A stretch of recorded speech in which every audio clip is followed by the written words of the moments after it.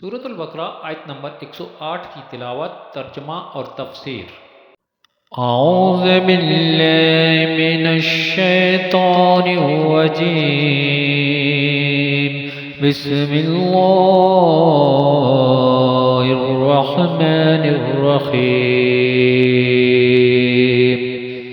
ام تريدون ان تسألوا رسولكم كما سئل موسى من قبل ومن يتبدل الكفر بالإيمان فقد ضل سواء السبيل۔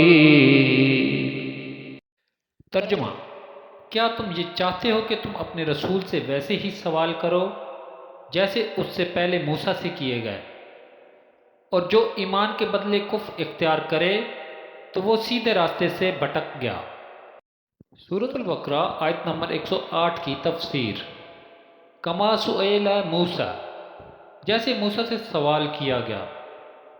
اس آیت کی ایک تفسیر یہ ہے کہ یہودیوں نے نبی کریم صلی اللہ تعالیٰ علیہ وآلہ وسلم کی بارگاہ میں عرض کیا، جس طرح حضرت موسیٰ علیہ السلام تورات لے کر آئے تھے، اسی طرح آپ بھی ہمارے پاس ایک ہی مرتبہ سارا قرآن لے آئیں۔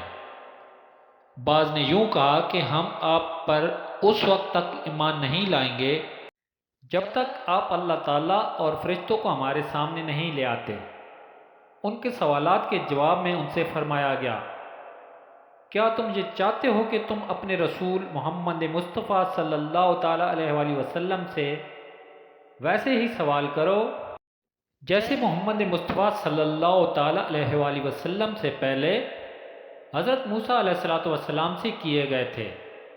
اے یہودیو، جب میرے حبیب صلی اللہ تعالیٰ علیہ وآلہ وسلم کی نبوت کا درست ہونا دلائل اور معجزات سے ثابت ہو چکا، تو پھر ایسے لایعنی سوال کیوں کر رہے ہو؟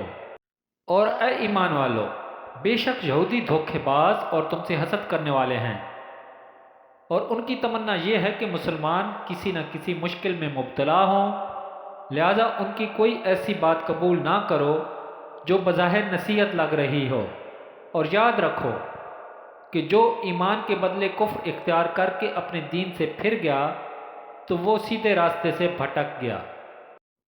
دوسری تفسیر یہ ہے کہ کفار مکہ نے حضور پر نور صلی اللہ تعالیٰ علیہ وآلہ وسلم کی خدمت میں عرض کیا کہ آپ سارا قرآن ایک ہی مرتبہ لے آئیں۔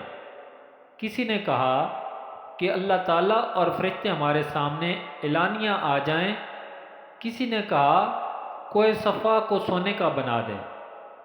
ان کے سوالات کے جواب میں ان سے فرمایا گیا، تم بھی اپنے رسول محمد مصطفیٰ صلی اللہ تعالیٰ علیہ وآلہ وسلم سے اسی طرح فضول سوال کر رہے ہو جس طرح ان سے پہلے حضرت موسیٰ علیہ السلام کی قوم نے ان سے کہا تھا کہ ہمیں اعلانیہ خدا دکھا دو، حالانکہ آیات قرآنیہ کے نزول کے بعد دوسری نشانیوں کا مطالبہ کرنا سیدھی راہ سے بھٹکنا ہے۔ صحیح مقصد کے بغیر سوال کرنا منع ہے۔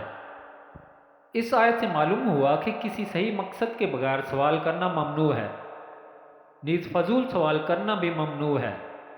لہذا عوام الناس کو چاہیے کہ اس بات کو پیش نظر رکھیں کہ علماء اور مفتیان کرام سے وہی سوال کیے جائیں جن کی حاجت ہو۔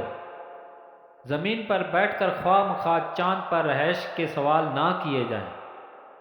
بعض لوگ علماء کو پریشان کرنے یا ان کا امتحان لینے یا ان کی لا علمی ظاہر کرنے کے لیے سوال کرتے ہیں، یہ سب ناجائز ہے۔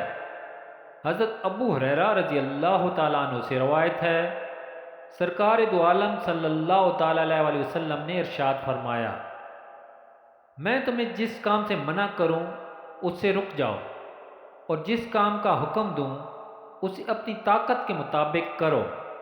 تم سے پہلے لوگوں کو محض ان کے سوالات کی کثرت اور اپنے انبیاء علیہ السلام سے اختلاف کرنے نے ہلاک کیا۔